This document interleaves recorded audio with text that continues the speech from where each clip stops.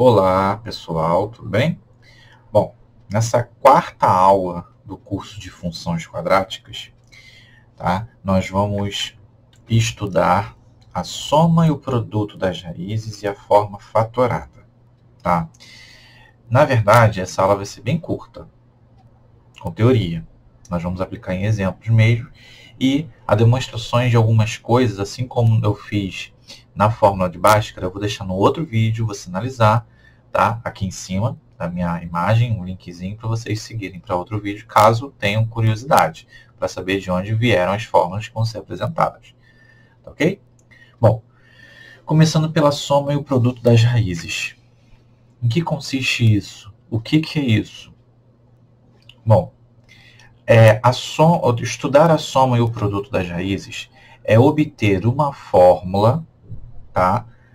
Assim como obtemos a fórmula para a fórmula de Bhaskara, para encontrar as raízes de uma equação do segundo grau ou de uma função quadrática, nós vamos obter uma fórmula, que é essa daí que está sendo apresentada para vocês.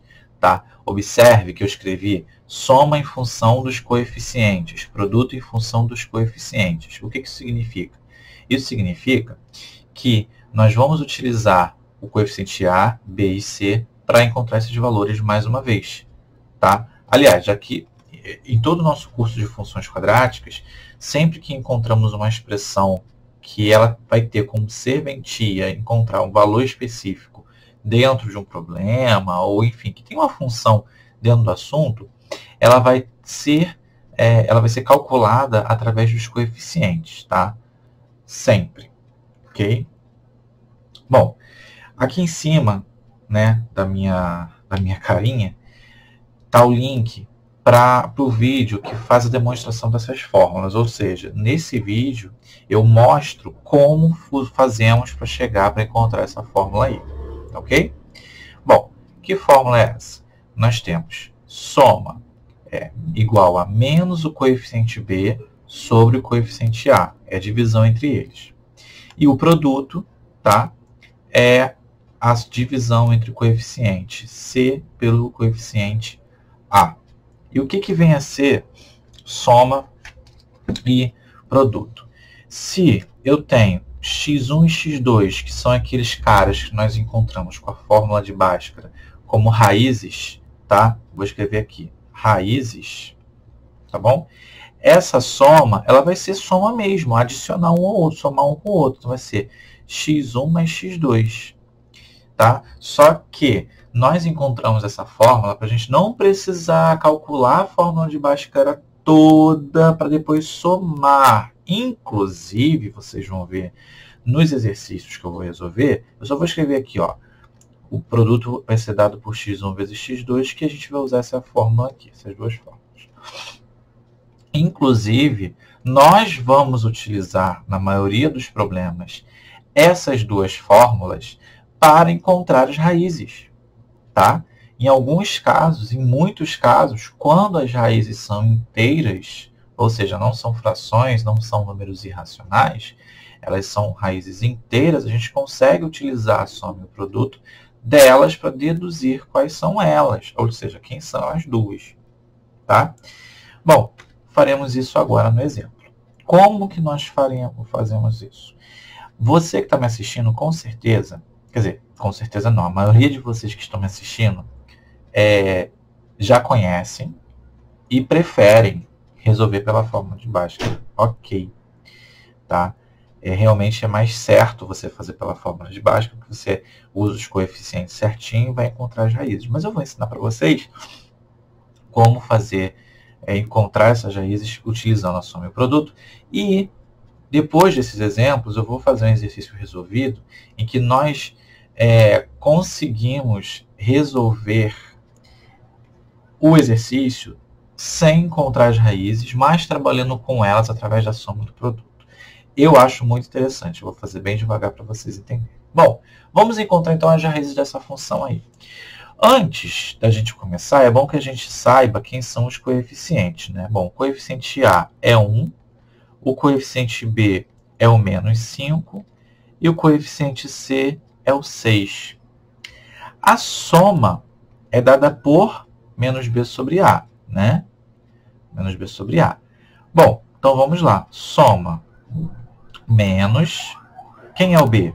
Menos 5. Sempre eu estou falando aqui nas minhas aulas. Tem negativo, põe entre parênteses quando você estiver substituindo os valores numa expressão. E o A é 1. Então, eu tenho a soma das raízes igual a 5. E o produto? O produto é C sobre A. O produto, então, vai ser 6 sobre 1. Então, ele é 6. Aí, gente, a gente começa a pensar, tá? Quais são os números, os dois números, que multiplicados resultam em 6, somados resultam em 5, tá? Bom, eu vou agora dar as minhas dicas para vocês. Não é chute, é descoberta, tá? Eu vou dar minha dica para vocês. A minha dica começa com produto. Observe que o produto 6, eu estou escrevendo até de amarelo aqui, o produto 6 é positivo, né? Então, bom, para estar produto 6, eu posso fazer 1 vezes 6, ok? Ou 2 vezes 3. Só que como ele é positivo, os fatores têm que ter o mesmo sinal. Então, eu posso fazer menos 1 vezes menos 6 e menos 2 vezes menos 3. São os possíveis produtos, tá? Com números inteiros. Lembrando que isso aqui é interessante fazer com números inteiros. Você vai ter uma cacetada de produtos com números racionais. Mas vamos focar nos números inteiros. Agora, observando essa listinha que eu fiz aqui com produtos, em qual caso que a soma dá 5? 1 mais 6, 7. Não dá, né? Menos 1 menos 6, menos 7. Não dá. 2 mais 3, 5. Ah lá, 2 mais 3 dá 5. 2 vezes 3 dá 6. Aqui embaixo, menos 2 mais menos 3 daria menos 5. Nós queremos o 5 positivo. Então, a raiz, vou até fazer de branco aqui, as raízes são x1 igual a 2 e x2 igual a 3. Ou x1 igual a 3 e x2 igual a 2 também, não tem diferença nenhuma nisso. Tá bom? Então, aí nós encontramos as raízes dessa função quadrática. Tá ok? Essa parte de amarelo, fiquem atentos, que são os nossos pensamentos, né? De vermelho e de branco eu coloquei a solução, mas o nosso rascunho ali do nosso raciocínio está no amarelo para vocês pensarem. Tá? Essas dicas, por exemplo, se o produto for negativo, a gente coloca os possíveis produtos, mas com sinais trocados. E aí nós vamos identificar em qual daqueles casos a soma. Dá para fazer o contrário? Dá para fazer. Dá para fazer a soma, os possíveis casos de soma 5, eu acho mais difícil, eu acho que dá muito mais trabalho. O produto 6 te dá uma quantidade de contas, e dessas contas você transfere de vezes para a soma, e aí você observa qual é o caso que encaixa na soma 5. Eu acho mais fácil assim, por isso que eu ensino assim. Bom, continuando aí na nossa aula de hoje, nós vamos identificar primeiro os coeficientes, né, no y igual a x ao quadrado menos 3x menos 4. Observe que aqui eu usei a notação f de x igual a tanto. Aqui eu usei y, e na outra eu vou usar f de x, e na seguinte eu vou usar y, para mostrar para vocês que são as duas notações permitidas. Tá? Muitos exercícios vão aparecer com y, outros exercícios vão aparecer f de x. Tá, ok? Então vamos continuar. O a nessa função é 1, o b nessa função é menos 3, e o c nessa função é menos 4. Calculando a soma, escrevendo a fórmula sempre, né, para poder lembrar, menos b sobre a, vou colocar o produto aqui do lado também, né, c sobre a. Então, a soma vai ser dada como menos 3 sobre 1. A soma, portanto, é 3 positivo sobre 1, que é igual a 3. Produto é C sobre A. O C é menos 4. O A é 1. O produto, portanto, é menos 4. Vamos lá agora pensar. Pensa comigo aqui. Olha só. Produto menos 4. Bom, produto 4, eu posso fazer 4 vezes 1. Só que como o resultado é negativo, eu faço menos 4 vezes 1 ou 4 vezes menos 1. Tá? Eu faço os produtos com fatores de sinais contrários. Inclusive, eu posso fazer mais vezes. Eu posso fazer 2 vezes 2. Não posso. 2 vezes 2 é 4. Então, fica 2 vezes menos 2. Né? Mas eu acho que eu não preciso fazer o 2 vezes menos 2. Por quê? Olha a soma. A soma é 3. Né? Então, eu tenho esse caso aqui. Ó, 4 mais o menos 1, que vai dar 3. Portanto, as soluções são quais? As raízes, na verdade, a solução, né, é essa com as raízes 4 e menos 1. Por quê? 4 menos 1 dá 3 e 4 vezes menos 1 dá menos 4. Tá bom? Terceiro e último exemplo, né, porque o próximo que eu selecionei ali, que eu já dei até o spoiler, é um exercício resolvido, ou seja, é um pouquinho mais elaborado. Por outro lado, ele é mais fácil com relação a cálculos, tá? A gente precisa ficar deduzindo as raízes. Vocês vão ver, eu acho ele muito interessante. Vamos lá. Mais um exemplo para a gente poder entender melhor. Coeficiente A é menos 2. Coeficiente B é também menos 2. Coeficiente C é 12. A soma, por sua vez, pela fórmula que naquele vídeo lá atrás, né, que eu falei aqui, estava aqui em cima, eu mostro por que a soma é menos B sobre A. Para você que não viu, dê uma olhada nesse vídeo, porque essa demonstração é muito simples, é muito legal. Entendeu? Vai te ajudar a entender por que a fórmula é essa e vai fazer você não esquecer. Vamos lá, então, a soma vai ser menos 2 sobre A, que é menos 2. Soma, em cima fica 2 positivo, embaixo fica 2 negativo, e resultado fica menos 1. Olha, uma soma negativa, olha que legal. Produto, C sobre A. Produto, C é 12. O A é menos 2. Então, o produto vai ser menos 6. Bom, produto menos 6. Eu tenho 6 vezes 1 e 3 vezes 2. Então, vamos lá. 6 vezes, na verdade, deixa eu apagar aqui e colocar o amarelo, né, que eu estou usando. Bom, 6 é negativo, né? Então, fica 6 vezes o menos 1, ou menos 6 vezes 1, tá? Que dá menos 6. Deixa eu colocar do lado aqui, que você aí pode estar se perdendo. Bom, mas se eu somar 6 menos 1 dá 5. Menos 6 mais 1 dá menos 5. Não, eu quero menos 1. Então, vou ver os próximos produtos. 3 vezes 2 e 3 vezes 2. Bom, nesse caso aqui o 3 é negativo, nesse caso aqui o 2 é negativo, ambos dão menos 6. Né? Aqui no produto. Na lista dos produtos possíveis. E no caso da soma, qual é que vai dar menos 1? Bom, eu já vi que nesse caso não é. Nesse caso não é. Então, me resta esses dois. Bom, 2 menos 3, menos 1. Então, esse caso aqui. Menos 3 mais 2, que dá menos 1. Então, aqui é a soma, aqui é o produto. Portanto, você vai ver que no terceiro caso não é, porque 3 menos 2 dá 1. Então, as raízes são quais? Menos 3 e 2. Então, x1 é igual a menos 3 e x2 é igual a 2. Tá? É um pouco mais chato? Dependendo. Se você pegar a prática, você vai ver que esse método é até legal.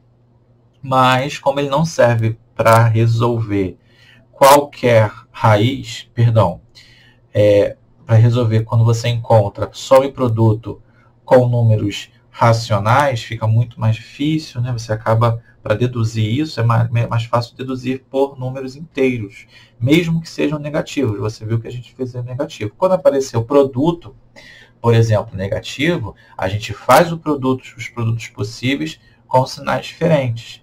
E quando a soma for, observa isso, isso são dicas que eu estou te dando, tá?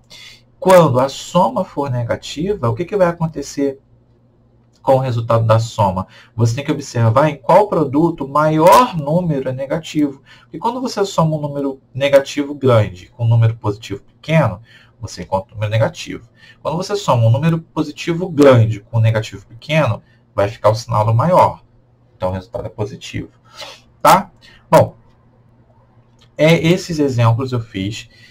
porque são exemplos em que nós calculamos as raízes. Agora, nós vamos aplicar essa teoria num exercício resolvido. Na verdade, eu vou resolver o exercício ainda, ele não está resolvido ainda. Tá? É o seguinte, preste atenção aqui. Sejam m e n raízes da função quadrática. Y igual a 7x² mais 8x mais 1. Observe que eu usei m e n para identificar as raízes. Eu queria usar, eu até pensei quando eu elaborei esse exercício, colocar x1 e x2. Mas x1 e x2, a gente está usando direto. Vou mostrar para os alunos que eu posso usar outras letras nesse caso aqui. Tá? Bom, determine o valor de cada expressão que segue, aliás. Olha só, gente, vamos interpretar esse enunciado. Esse enunciado está falando o que para a gente? Esse enunciado está falando que m e n são as raízes da função. Eu ainda não sei quais são as raízes dessa função. Não sei. E não quero saber também. Eu quero saber qual o valor dessa expressão que está aí para a gente. M mais n. O que vale isso? O que é isso? Ah, mais m? Mais n? Eu estou somando as raízes. Se eu estou somando as raízes, isso é igual ao famoso S. E S da soma é menos B sobre A. Não é? Então, essa expressão M mais N pode ser representada por menos B sobre A.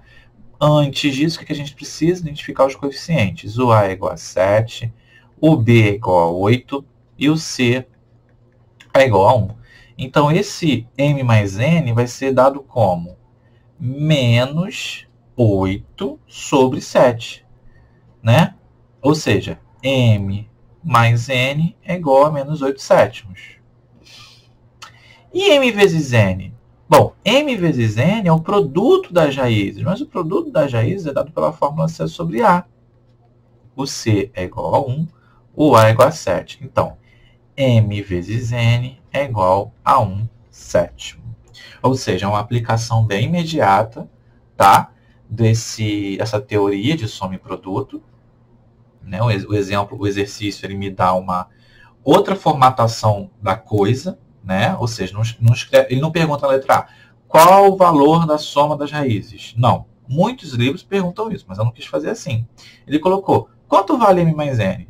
Ah, eu sei que M mais N é a soma, então eu fiz assim, a mesma coisa eu fiz com o produto. Agora, sabendo que a soma é menos 8 sétimos e que o produto é 1 sétimo, nós vamos resolver a letra C.